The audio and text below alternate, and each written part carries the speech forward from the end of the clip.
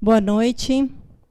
Desejamos as boas-vindas aos que estão presentes aqui e aos internautas que nos acompanham pela rede. Vamos fazer uma oração inicial. Senhor nosso Deus, queremos te agradecer por esta semana, por ter cuidado de nós, por ter nos abençoado. E pedimos a tua bênção nesse instante sobre as pessoas que nos acompanham pela rede, as que estão presentes aqui, e sobre o palestrante que irá nos falar esta noite, que tu o capacite, Senhor. É o que nós te pedimos, em nome de Jesus. Amém. Todas as quintas-feiras, o Numar SB, através do diálogo sobre as origens, promove uma palestra diferente sobre a controvérsia criacionismo e evolucionismo. Se você tiver interesse em assistir presencial aqui a palestra, esteja na Rua 8 de Setembro, número 370, no Jardim Alamar, em Maringá, Paraná. Todas as quintas-feiras, às 8 horas. Os internautas que nos acompanham podem encontrar o Numar SB através do site numar.sb.org.br, através do Facebook, curta nossa página, entre lá no YouTube, se inscreva, veja os vídeos já disponibilizados. Nós temos vários vídeos para você. E também, para quem preferir, o e-mail numarsb@gmail.com. Hoje, com uma grande honra, nós temos para receber aqui o doutor Paulo William Carvalho Zarvizuk, com o tema A Natureza e o Ajuste Fino. Ele é bacharel em Física pela Universidade Estadual de Maringá, especialização em Hércules pelo Centre National de la Recherche Scientifique da França, mestre em Física pela Universidade Estadual de Maringá, é doutor em Física pela Universidade Federal do Rio Grande do Sul e é pós-doutor em Propriedades Físicas dos Metais e Ligas pela Universidade Estadual de Maringá. Ele é professor de Física da Universidade Tecnológica Federal do Paraná. Desde já, agradecemos ao Dr. Paulo pela disponibilidade e por ter aceito o convite de estar aqui com a gente. Obrigada. Muito obrigado pelo convite. Obrigado por você que está acompanhando aí em casa. Espero que eu possa trazer informações úteis, ou no mínimo levantar a curiosidade de vocês sobre um assunto que para mim é muito interessante e muito importante.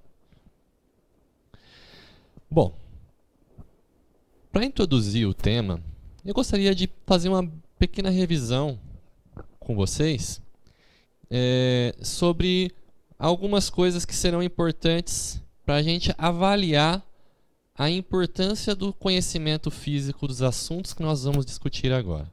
Vamos começar falando sobre os avanços da tecnologia. Desde os últimos 20, 30 anos, o avanço em computadores, o avanço em processamento, armazenamento, cresceu exponencialmente. É um número impressionante.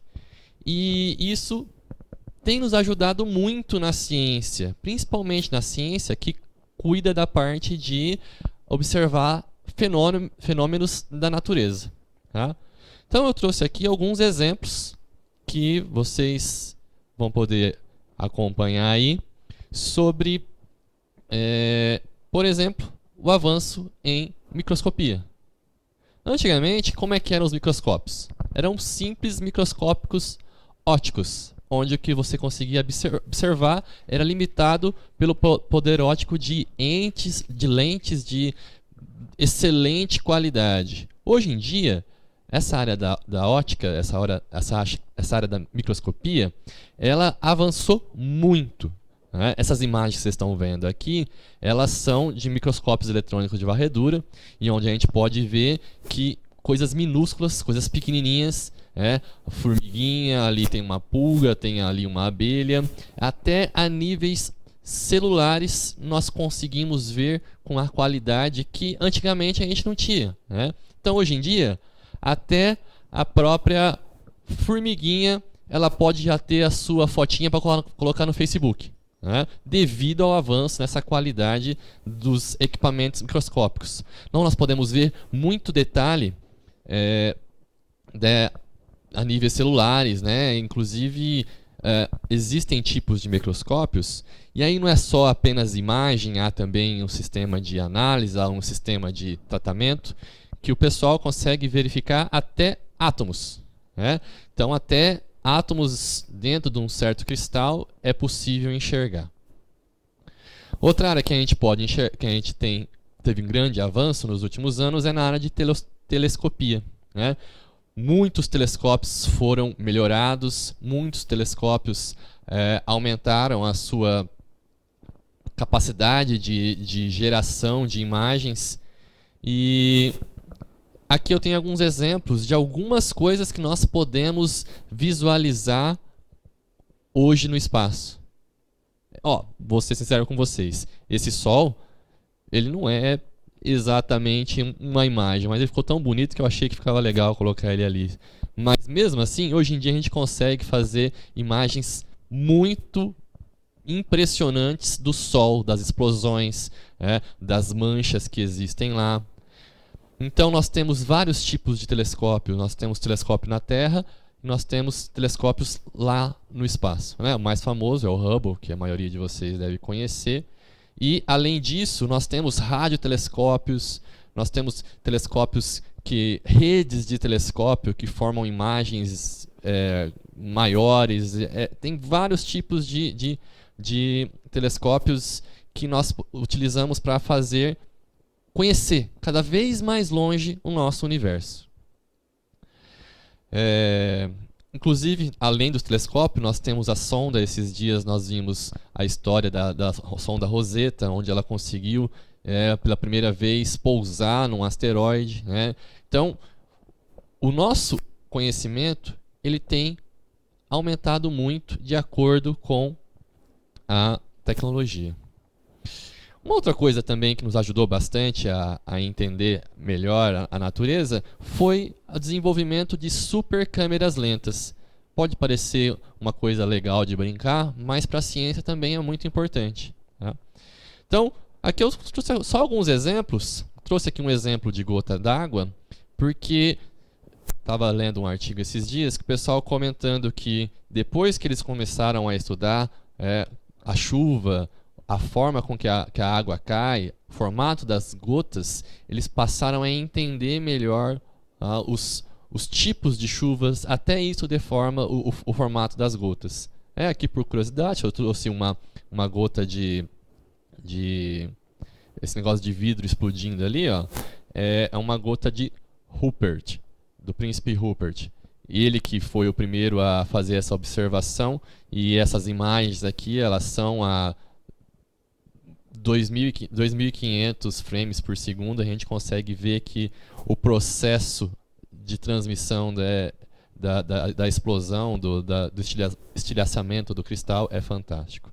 E a terceira imagem, aqui mais embaixo, ela trata-se de um fenômeno muito legal, que eles conseguiram observar o movimento de propagação da luz. Então, a poucos instantes, eles conseguem pegar frame a frame como está se difundindo a luz no espaço, né? E então, aqui você pode ver exatamente o movimento de um flash de luz passando através de uma garrafa. Não tem nada a ver com a propaganda da Coca-Cola aí, tá? Mas é simplesmente para a gente ver que existe quase equivalente a um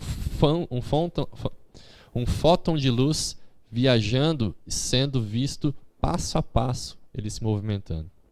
Então, o avanço, as possibilidades, o homem está avançando na tecnologia para trazer. Agora, resta a nós interpretar essas formas das maneiras corretas. Bom, por que nós precisamos de conhecimento? Por que nós precisamos de tecnologia? Porque a imensidão do universo, a imensidão das dificuldades que a gente pode encontrar na natureza, elas são incontáveis, né? Como nós podemos começar a pensar? Vamos começar na menor escala, nas menores escalas que nós podemos imaginar. Vamos começar pensando como é construído o nosso corpo, né? Como a maioria de nós sabemos, nós somos constituídos por átomos. Esses átomos eles se organizam em moléculas. Essas moléculas elas se organizam em células, né? Então, os formatos das moléculas, né? Os tipos de ligações que ocorrem, elas são muito importantes para o que há de vir, né? No caso, vida, corpo, né? Moléculas. E o que nós sabemos hoje sobre os átomos? O que nós sabemos hoje sobre as partículas? Tá? Bom, em primeiro lugar, se a gente pegasse aquela comparação, né? Todo mundo já viu 35 vezes no Fantástico. Se a gente pegasse o tamanho de um átomo, né, e fosse comparar ele às proporções do que constitui ele, o núcleo, que é o centro lá, formado pelos prótons, pelos nêutrons, a gente poderia fazer o equivalente a dizer que ele seria o centro da bola onde começa o jogo em um estádio de futebol. E os elétrons, a nuvem eletrônica, a distância que ela estaria se o núcleo fosse lá o centro do início da bola lá no Maracanã, os elétrons estariam lá em volta do Maracanã. Tanto espaço que existe entre o núcleo e os elétrons. Tá? Então, se a gente juntasse aí todos os átomos que existem aí na Terra, das pessoas vivas aí, e tirasse todo esse espaço vazio, há cientistas que estimam que todos os átomos das pessoas aí juntos caberiam num cubinho de açúcar. Né? Então, se algum dia alguém falar para você que você não é nada, você fala, é verdade, né? Tanto espaço que eu tenho entre meus átomos que realmente eu sou praticamente nada. Se a gente pensar num nível mais baixo ainda, nós vamos começar a falar sobre as partículas que constituem os átomos. E isso pode até soar estranho para algumas pessoas. Eu estou falando do nível de quarks. Tá? Os quarks são as partículas que constituem os átomos. E eles foram, assim, descobertos, comprovados, na década de 60 a 70, onde começaram a haver maiores indícios, maiores comprovações da existência dessas subpartículas chamadas quarks. Se você perguntar aí para o seu pai, para sua mãe, né, dependendo da idade deles, da sua idade, e perguntar para eles qual que é a menor partícula que compõe a matéria, muitos deles vão falar apenas que é o átomo. Tá? Porque se os cientistas começaram a falar mais sobre essas subpartículas em 60 a 70, o tempo que isso demorou para chegar aí no ensino médio, nas escolas, né, foi agora, 2000, 2010. Então, muita gente não tem nem conhecimento que os átomos, né, que a definição do seu nome vinha lá de indivisível, vinha lá de menor partícula, né, a origem da palavra, não sabem que, na verdade, existem partículas menores que eles, né? Aí, quando a gente vai conversar sobre lá, bóson de Higgs, essas coisas assim, complica mais a nossa vida. Né? Mas, né, esses avanços, esse conhecimento dessas subpartículas que compõem a matéria, elas são ainda mais devido a esse avanço da nossa tecnologia.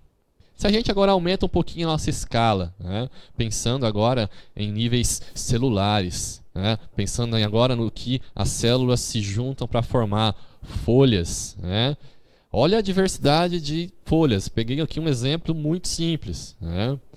Agora você imagina que essas folhas elas vieram ainda de um outro sistema, um sistema de árvores, sistema de florestas, né? A complexidade que essas formações trazem, elas não são fáceis de explicar, né? Se a gente fosse pensar no detalhe, né? Aqui a gente também tem uma figura mostrando exatamente isso, né? Um processo de troca de respiração dessas plantas, né? As plantas que são tão úteis para nós, né? Filtram o gás carbônico e trazem o oxigênio, devolvem o oxigênio para a gente.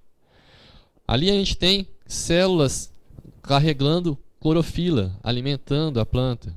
Então, a complexidade a uma escala de 0,1 vezes 10 a menos 6 metros, vocês me desculpem, mas isso significa 0,006 zeros depois da vírgula, né?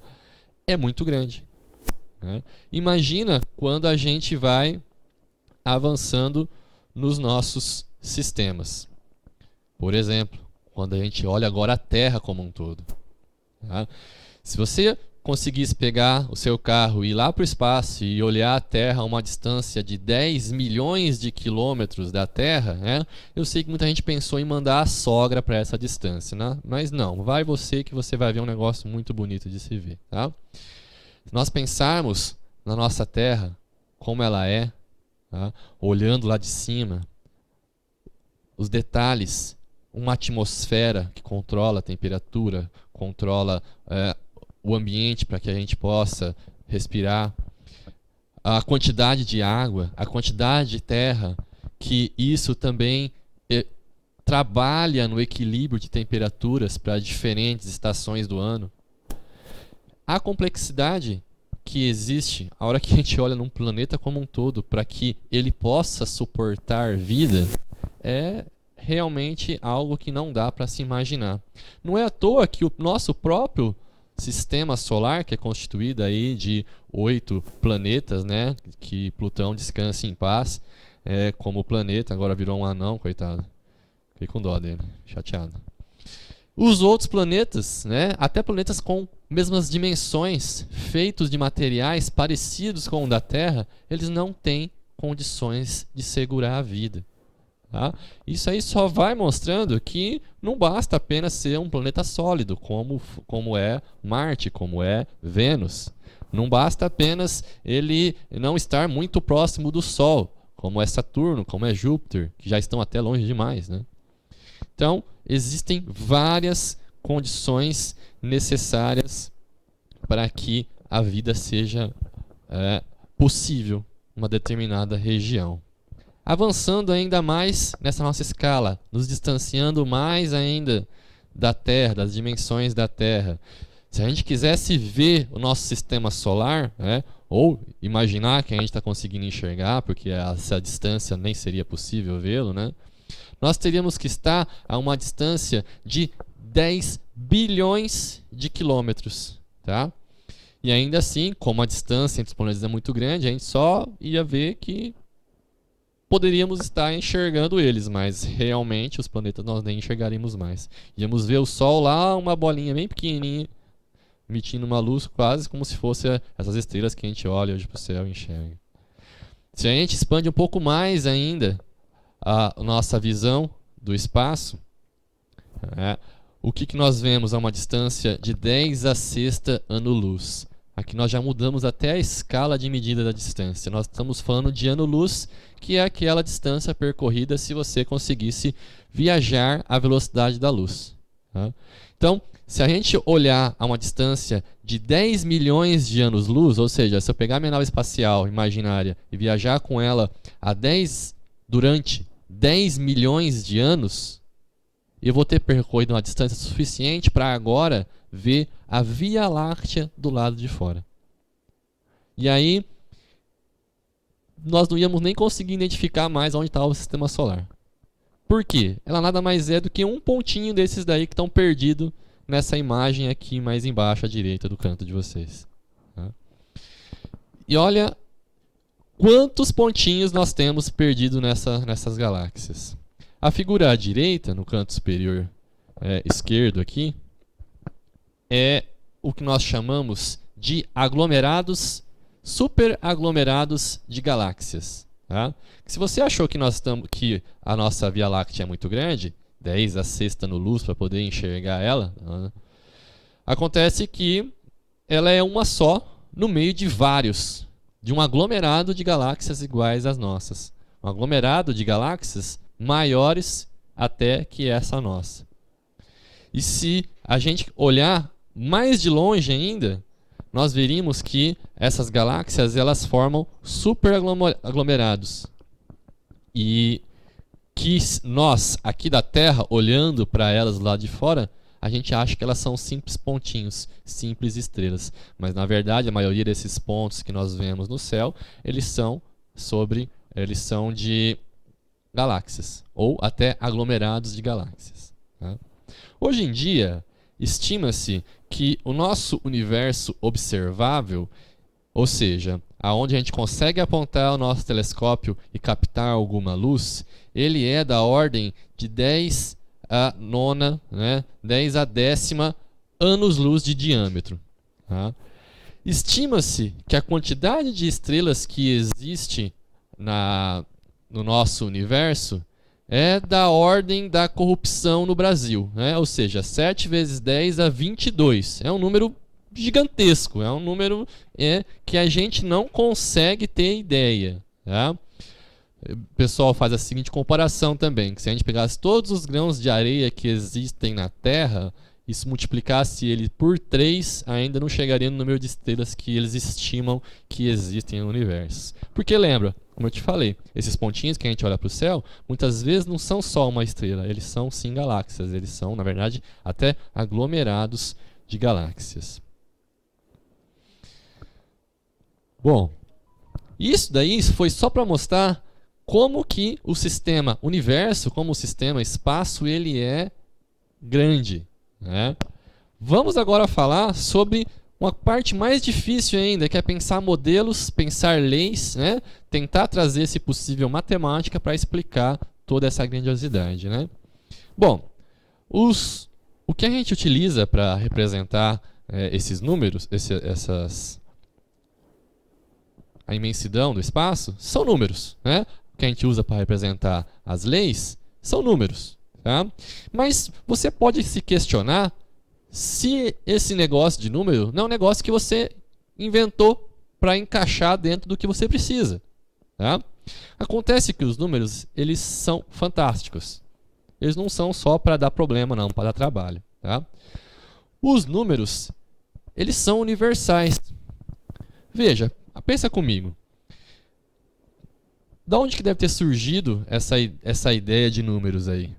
Bom, todo mundo tem, no mínimo, uma noção de quantidade. Tá? Depois, transformar essa noção de quantidade em outras coisas que relacionadas à ordem, relacionadas à sequência, relacionadas à frequência, foi um passo que a humanidade conseguiu fazer. Só que existem números que são universais. Por exemplo, se você pegar uma circunferência, pegar uma caneca, amarrar uma cordinha, fazer o perímetro dela, medir o perímetro dela, o que você vai conseguir encontrar?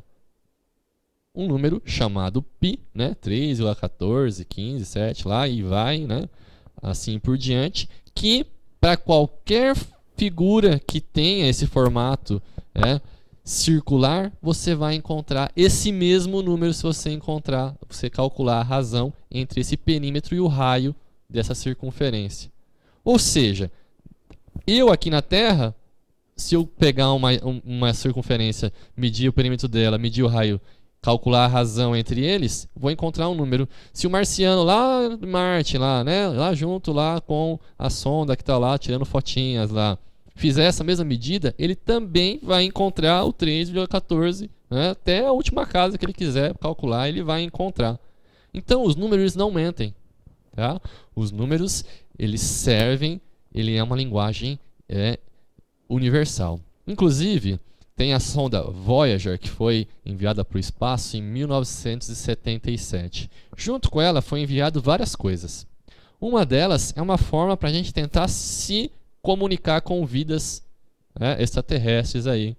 Eu desconfio que não vai encontrar não, mas eles mandaram. Qual é a forma que a gente ofereceu para entrar em comunicação? Uma delas é por música. As músicas, como a gente conhece também, elas são frequências, né? Elas têm amplitudes, né? E aí alguém que encontrasse essa sonda, ela poderia utilizar esses padrões para decodificar a nossa linguagem, né? Pelos números, né? Existem lá uma circunferência e o que significa lá o pi, lá dentro dessa sonda Voyager. E assim, se algum dia alguém se encontrar essa sonda e conseguir estudar o que tem lá dentro, vai poder se comunicar com a gente.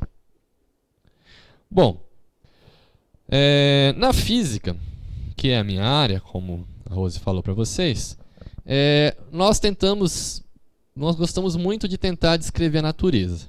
Tá?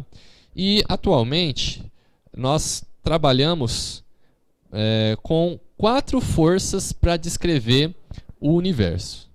Tá? Então, se você não sabia disso, né? Então, tudo que acontece aí na natureza, os físicos tentam descrever a partir dessas 4 forças. 2 delas, a maioria deveria conhecer ou conhece, né? Uma delas é a gravidade, tá? Olha que forma bonitinha, tá? Anota aí, vai cair na prova. A outra, em azul aqui, é o eletromagnetismo, tá? Aquilo que relaciona lá cargas elétricas, campo magnético, tá? E existem essas outras 2, a vermelha e a amarelinha, que é chamada força forte, e a força amarela. Essas 2 já são menos conhecidas para vocês. Para vocês entenderem como é que é a força forte, eu vou perguntar um negócio que vocês vão perceber que é estranho pra caramba. O núcleo do átomo, o que ele é? Um monte de prótons com nêutrons. Prótons têm cargas positivas. Todo mundo sabe, ou pelo menos é de senso comum, que cargas de sinais iguais, elas se repelem, né?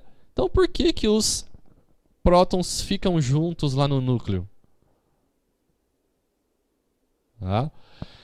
Bom, o nêutron nem falei porque a carga dele é 0, então nessa interação, né, elétrica ele nem vai entrar em consideração. É os elétrons que seguram ele lá preso lá no núcleo? Não. Lembra que eu falei para vocês que se fosse lá o Maracanã, seria a bola no centro do campo e os elétrons estariam lá fora, lá entrando na bilheteria ainda? Então, quem mantém o núcleo conciso, né, os prótons próximos aos outros prótons, é uma força chamada força forte. Essa é a força que ela é liberada quando você faz uma fusão nuclear, uma explosão nuclear. Tá? Para você ver o nível de energia que ela tem. Tá? A força fraca, que é essa aqui amarelinha, ela é responsável por descrever decaimentos atômicos.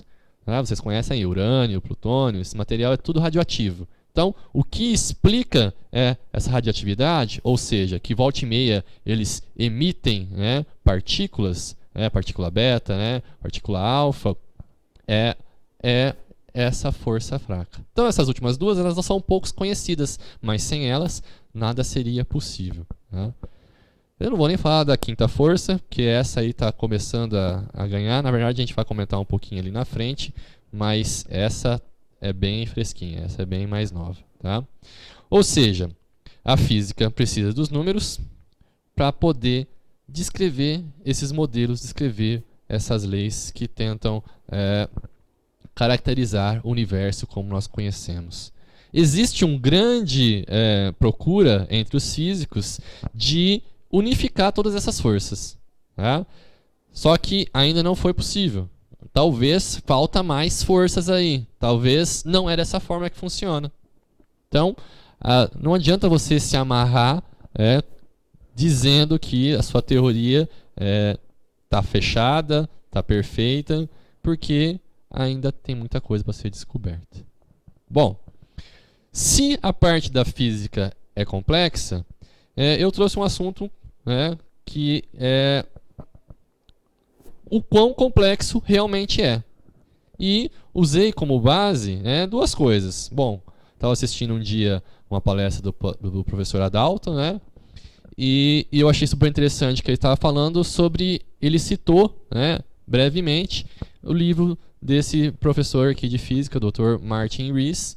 Ele escreveu esse livro chamado Apenas 6 Números. Existe a versão dele em português, se não me engano, né? Esse eu indico, muito interessante. Vai ter uns assuntos densos, como vocês vão ver daqui a pouquinho, que eu vou tentar trazer números, explicações que a gente possa tatear, tá? Mas a gente não vai chegar na essência das definições disso daí, tá? Bom, quais são esses 6 números? Será que são os números da Mega Sena da virada? Bom, ó, vocês não viram aqui da câmera, mas o pessoal já estava tudo pegando caneta aqui para começar a anotar aqui, se eu fosse falar os números da Mega Sena da virada, mas para infelicidade deles, não serão os números da Mega Sena da virada. Vai ser um pouco mais de física que eu vou falar aí para eles, tá bom? Bom, qual é o primeiro número? Como eu disse para vocês, esses números aí, eles não são triviais, eles não são números que a gente observa no cotidiano ou está no nosso conhecimento comum, tá? Então o primeiro, ele é chamado N, tá? Eles não têm nome específico, eles são todos os números que nós vamos ver aqui são conceitos, tá? São razões entre números, às vezes, tá? E isso faz com que não seja tão simples de explicar. Mas esse número aí, ó, é o N, ele vale 10 elevado a 36. Tá? Tem nem ideia como é que fala esse número. É um número muito grande. Deve ter um jeito de falar esse número aí, mas eu não sei. Ele é a razão entre duas constantes. Tá? Essas constantes, sim, eles tiram lá da análise da estrutura do universo, da cosmologia, chamadas constante de estrutura fina e a constante de acoplamento gravitacional. Essa constante de estrutura fina, ela está relacionada com aquela fórmula em azul. Essa fórmula em azul é aquela figura das forças da física, que é a parte do eletromagnetismo. Essa parte em verde é a parte da gravitação. Então, dentro desses conceitos de eletromagnetismo e gravitação, saem essas duas constantes, respectivamente, como você está vendo aí na imagem. A razão entre elas dá aquele N. O que significa esse número aí? Significa o seguinte: se esse número, que é 10 a 36, que é 1, 0, 0, 0, 0, 36 vezes o zero ali, ele fosse um pouquinho menor ou um pouquinho maior, a forma com que os átomos eles interagem dentro lá da fissão nuclear, dentro das estrelas, não seria da forma que nós conhecemos hoje. Significa o seguinte: quando você tem lá no Sol, o que você tem lá? Uma sopa de núcleos de hidrogênio, ou seja, prótons e nêutrons, nadando entre eles, e volta e meia eles se colidem. Quando eles se colidem, precisa da colisão de 2 desses núcleos para formar um átomo de hélio. Todo mundo sabe que o Sol está convertendo hidrogênio em hélio, né? Mais ou menos isso. E isso faz com que esse número garante que transforme da forma que nós conhecemos hoje. Se esse número não fosse esse valor, ele ia formar outra coisa, ele ia liberar outra energia. O segundo número que nós temos para falar também está relacionado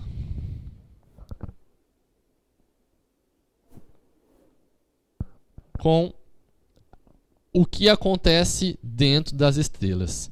Se o N ele relacionava o que era o destino das colisões entre as partículas dentro do Sol, esse epsilon, ele trata da energia liberada por essa fusão. Tá? E se esse número, tá, ali é um 0,07, mas na verdade ele é um 1 sobre 137, que é esse que é o número que importa. Se ele fosse diferente disso daí, os átomos que poderiam ser formados nas estrelas, eles não seriam de hidrogênio para hélio, de hélio para lítio, lítio para carbono, não me estou me lembrando exatamente da ordem aqui, mas se não fosse esse número, se não fosse essa constante, nós teríamos quantidades diferentes de oxigênio, carbono, que é o que traz, do que nós somos constituídos hoje, né? Nosso corpo, nossos átomos. E talvez poderia haver outro tipo de vida, mas não seria da forma que nós conhecemos.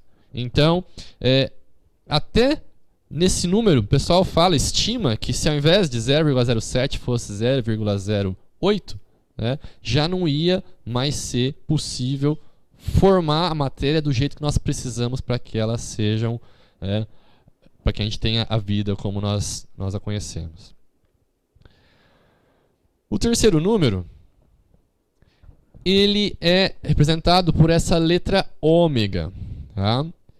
Esse número, ele estima a quantidade de matéria que há no universo. Tá? Eu vou ter que contar mais uma vez com um pouco de conhecimento de vocês, mas eu vou explicar o que acontece. O pessoal acredita que nosso universo começou espontaneamente através do Big Bang, onde houve uma grande explosão, e toda a matéria, tudo que existe no universo hoje, estava lá no Big Bang e começou a se expandir, e hoje, segundo eles, 14 bilhões de anos depois, está o universo como nós conhecemos. Ok.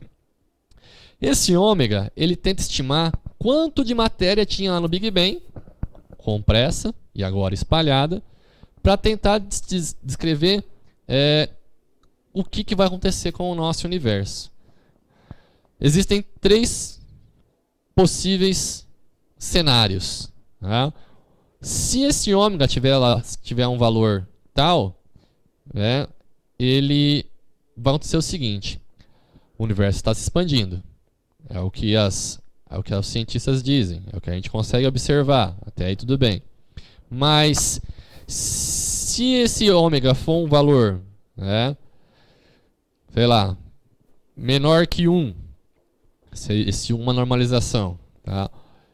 O que vai acontecer com o universo? Ele vai se expandir, se expandir, se expandir. Aí essa expansão vai se desacelerando, chega a um ponto que, devido à gravidade, começa a retornar. Então, ao invés de chegar a um ponto que chega na expansão máxima, e aí ele começa a retrair. E volta, e pode ser que aconteça outro Big Bang. Existe uma outra teoria que, dependendo do valor desse ômega, se for igual a 1, de novo, uma normalização, o universo se expandiria e chegaria no estado estacionário, onde não ia se afastar mais, não ia encolher.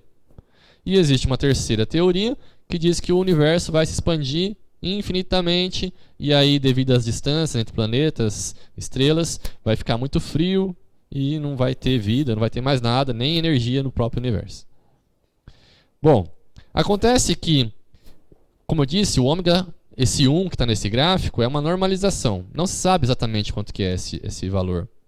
Tá? Mas ele é um número. Se esse número fosse um pouquinho menor, o universo, a hora que desse o Big Bang, ia explodir, mas alguns instantes depois já ia colapsar novamente. Se esse ômega fosse um pouquinho maior, seja lá que número foi esse, o universo iria se expandir tão rapidamente que as estrelas não iam se formar. Então, esse ômega é um número específico. É um número que, se não fosse ele, nós também não teríamos o universo como nós conhecemos. O quarto número, ele é representado por essa letra lambda, e ele é uma das maiores novidades que os cientistas encontraram até hoje, que ele envolve um conceito de antigravidade. Como assim antigravidade? A gente conseguir flutuar agora, né? Ser repelido pela massa de outro corpo? Não, não é isso. Acontece o seguinte: Lembra aqueles 3 modelos que eu falei para vocês sobre a expansão? Bom, acontece que esses 3 modelos eles previam o seguinte, ou se expandir, estacionar e regredir, se expandir e parar, ou se expandir linearmente com velocidade constante eternamente. Acontece que os cientistas estão observando uma coisa muito estranha. Para as galáxias, para as estrelas mais distantes, ao invés de estar diminuindo essa aceleração com que as estrelas estão se afastando, elas estão, na verdade, acelerando. E aí, isso, para eles, não fazia sentido. Então, eles tiveram que encontrar mais ali uma constante dentro para explicar isso daí. Tá? Talvez vocês já tenham ouvido falar da energia escura, matéria escura. Tá? 70% do universo é essa energia, essa massa escura. Apenas os outros 30% é a matéria como nós vemos, como nós enxergamos. E eles estão atribuindo a essa expansão acelerada a grandes distâncias a esse valor.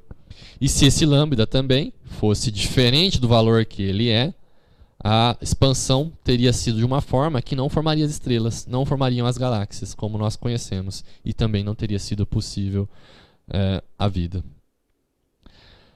O quinto número, eu disse para vocês, são conceitos, são coisas difíceis da gente absorver no nosso dia a dia.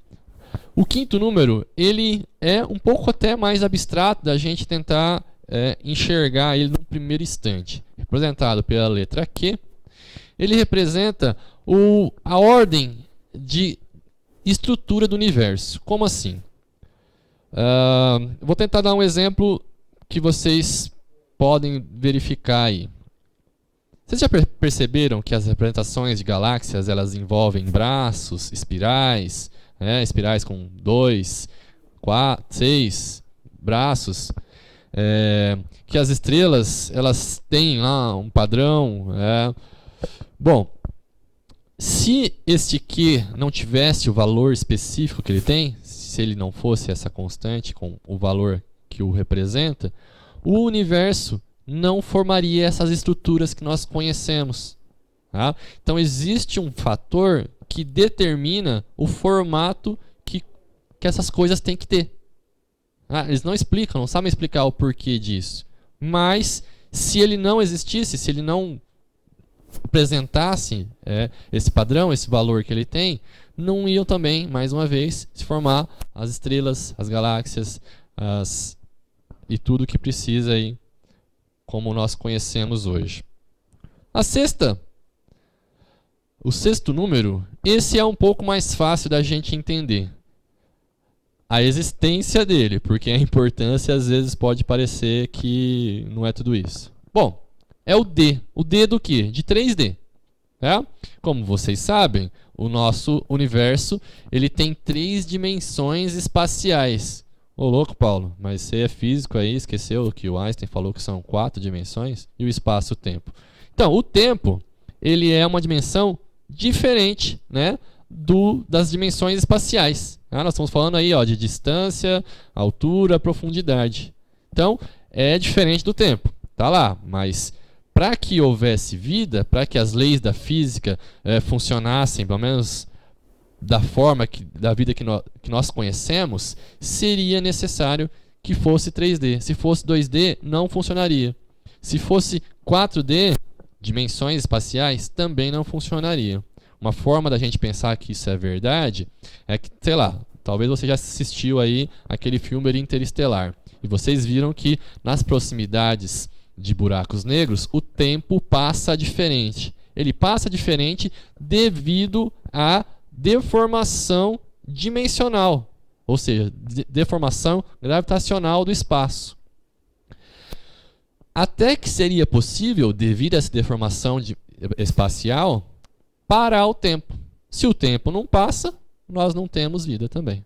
Então, é dessa forma que 3D é uma forma de imaginar que dimensões influenciariam no tipo de vida que nós poderíamos ter ou não, né? Bom, isso foi só para vocês verem a complexidade da física. Eu posso trazer exemplos mais próximos para nós. Por exemplo, vocês sabem que a Terra tem um campo magnético, né? O pessoal usa bússola para se localizar, né? E o que acontece? Esse campo magnético não é só para a gente se localizar, não é só para a gente se orientar. Ele serve também como um escudo protetor. Volta e meia, o Sol ele libera partículas. Ele realmente causa explosões que libera muita matéria. E essa matéria, se chegasse diretamente na Terra, ela ia ionizar a nossa atmosfera e ia tornar impossível a vida na Terra. Só que devido a esse campo magnético, essas partículas elas são filtradas e direcionadas de forma que não nos atingem com todo o poder, com toda a destruição que elas teriam. Por exemplo, Marte não tem esse campo magnético, ele é bombardeado diretamente pelo que vem do Sol, apesar de estar um pouquinho mais distante da gente, né? Outra coisa importante que nós temos em relação à complexidade de haver a vida na Terra é que ela ocupa exatamente a distância necessária que ela precisa do Sol. O que significa isso? Se ela tivesse 5% de distância em relação ao Sol mais próxima ao Sol, a água evaporaria na Terra. Se ela tivesse 5% mais longe, a água congelaria na Terra. Completamente. E aí não seria possível, né, como vocês sabem, viver, tomar um banho, que não ia ter água. Aqui tem um monte de planeta que eles já descobriram aí, através de observações, através de movimentos gravitacionais, que até tem alguns que estão próximos a essa região, essa linha amarela tracejada da Terra aí. Mas, devido a algumas outras condições, eles já preveem que mesmo esses planetas, a distância certa, né, do Sol, eles também não podem suportar a vida. Fora muitos outros aí que já estão fora dessa região. Ó, Marte ali no canto direito também, mostrando que está numa região fria. Só que ele não tem água por causa que ele não tem campo magnético. Se ele tivesse água, por algum motivo tinha água lá, ela já era devido a não ter atmosfera para controlar a temperatura lá dentro, né, não ter ozônio para controlar o que nós temos lá dentro. Até os planetas que estão no nosso sistema solar, eles nos ajudam a manter a vida na Terra. Sabe como? Júpiter é muito maior que a Terra. Então ele tem um campo gravitacional muito maior. Então é muito mais forte o campo gravitacional dele. O que acontece? Quando tem asteroides, quando tem cometas que viriam para a Terra, ao invés de atingirem a Terra, o que acontece com eles? São atraídos muitas vezes para Júpiter. E aí, Saturno, esses planetas maiores, faz com que então, ao invés deles atingirem a Terra, e como existem até teorias aí que diz que já houve extinção na Terra devido a catástrofes de astros celestes, nós somos protegidos pelos nossos bons vizinhos, como Júpiter, Saturno e esses outros planetas a mais. Voltando à história da água, nós temos o fato da densidade do gelo. O que tem a densidade do gelo? Pega aí, ó, você está em casa agora, né, na hora da janta, tomando um lanchinho, põe um gelinho no refrigerante aí no suquinho. O que acontece? Ele flutua. Por que ele flutua? Veja, quando a água se congela, ela começa a ordenar as moléculas, né, de H2O que a constituem. E essa organização ela se dá de tal forma que entre as moléculas acaba formando pequenos bolsões de ar, bolsões vazios. Ou seja, quando solidifica, devido a essa organização das moléculas dos átomos da água, eles começam a até aumentar o volume, na verdade, da água. É por isso que a densidade ela é menor. E aí é por isso que a água flutua. Ela tem bolsões de ar dentro dela quando ela está congelada. Por que isso é importante? Se fosse o contrário, se a água ficasse mais densa quando congelasse, o que aconteceria? Congelava a superfície, afundava. congelava a superfície, afundava. Ao invés da gente ter, que nem a gente vê lá na Antártica, lá nos polos, uma camada grossa de gelo e embaixo água, a gente ia ter a água congelando de baixo para cima. E aí não teria possível ter vida lá. E segundo as teorias aí que nós temos de que a vida começou na água, a água já estaria completamente congelada na Terra há muito tempo e não teria sido possível ter a vida como nós conhecemos. Então até esse cuidado dessa diferença de densidade entre a água líquida e o gelo foi tomado para que tivesse a vida aqui na Terra. Bom, agora preciso que vocês prestem bastante atenção, porque existem alguns cuidados que nós temos que tomar. Tá?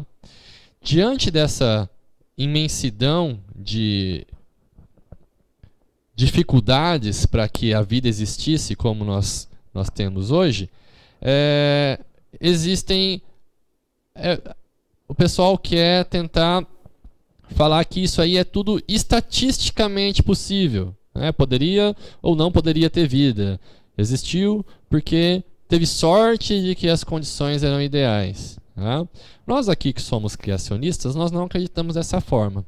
Nós acreditamos que, na verdade, essas coisas, elas aconteceram, tudo isso que a gente falou até aqui, para que a vida fosse como nós conhecemos. Então, alguns pesquisadores, algumas pessoas sérias nas suas respectivas áreas, elas tendem a desmerecer o papel de um criador na história da vida. Aqui é um físico, é o Victor Stenger. Ele diz que nós que tentamos trazer ciência para essa qualidade de vida que nós temos, para esse tipo de vida que nós temos, nós só estamos querendo colocar Deus onde a gente não consegue explicar. Tá? Então, não é isso. Não é assim que funciona. Existe um outro físico chamado Leonard. Daí eu vou enroscar nesse nome dele, hein? Milodino. Vamos de Leonard mesmo, tá? Que ele até admite que poderia ter algum tipo de criador, algum tipo de alguém que fez esses ajustes finos que nós vimos aí para deixar a vida possível. Mas ele fala que esse Deus nada mais é do que as leis da física e não como nós acreditamos, como nós queremos, gostaríamos que mais pessoas aprendessem com a gente. O que nós acreditamos? Nós acreditamos no criacionismo. Nós podemos dizer que nós temos, sei lá, no mínimo 3 tipos de criacionismo, né? O bíblico, o religioso e o científico. É um pouco difícil, talvez, generalizar. Acredito até que há até uma interseção entre essas 3 pequenas sub-áreas.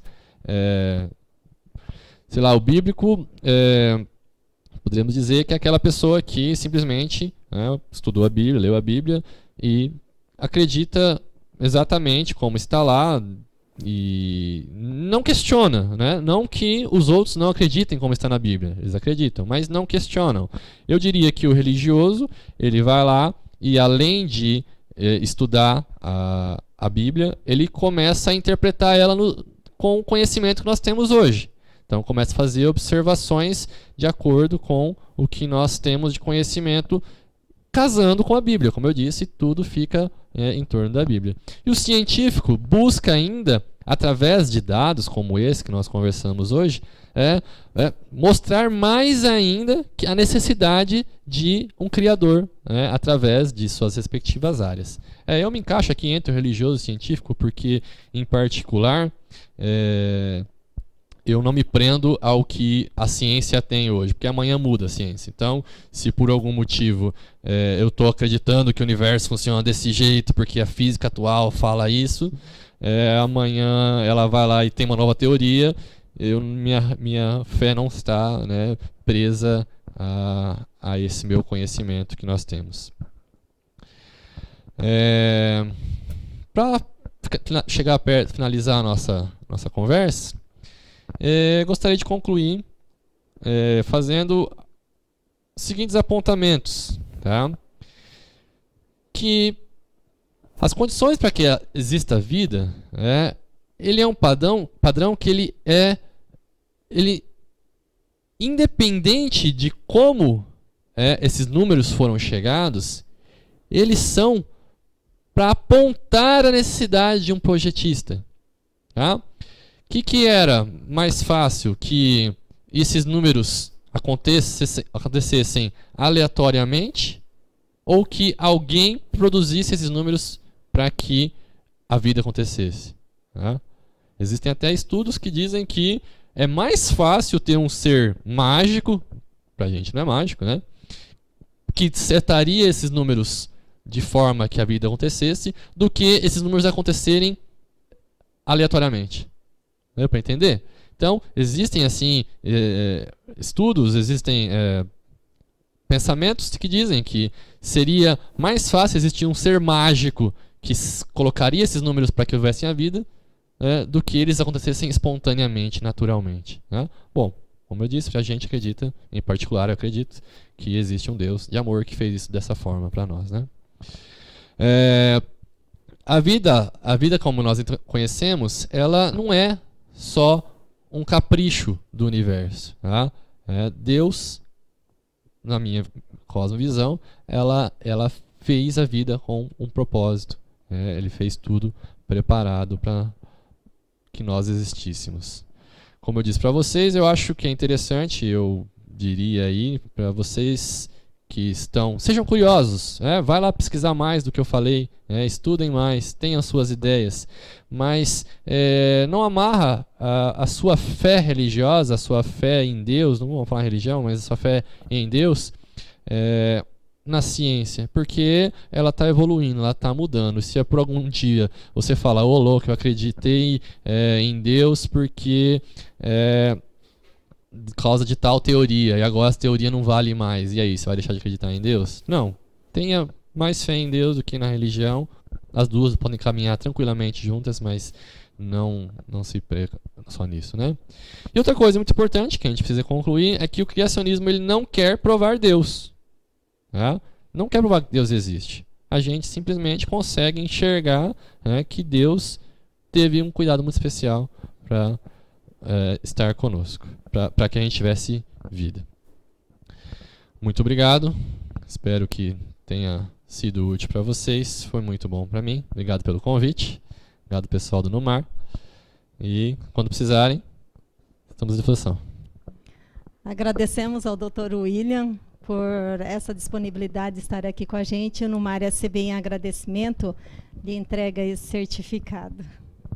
Obrigada e volte mais vezes. Obrigada.